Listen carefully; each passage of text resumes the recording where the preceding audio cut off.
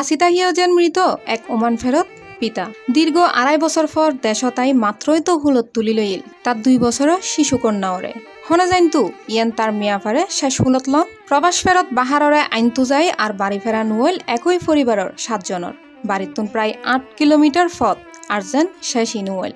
তবে ভাগ্যক্রমে বাঁচি গেল ওই প্রবাসী সহ আরও 6 জন আগস্টের 6 তারিখ ফজরত উপজেলার আলাইলপুর ইউনিয়নত চন্দ্রগঞ্জর জগদীশপুর এলাকাত এই ঘটনাগান ঘটে বিমানবন্দরতুন আয়নুর ফতত কুমিল্লা ও ফেনী ঢুকিলি প্রথম দুর্ঘটনার হবলতুন বাঁচি যায় গাড়িগান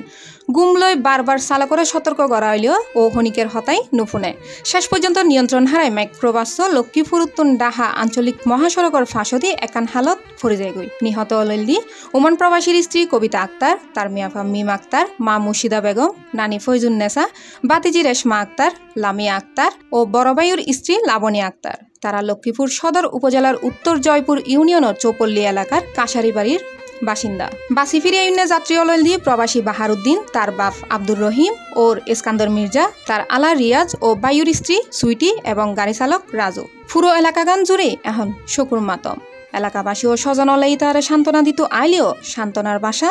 তারা যেন খুঁজি নফার। C+ TV Chittagong.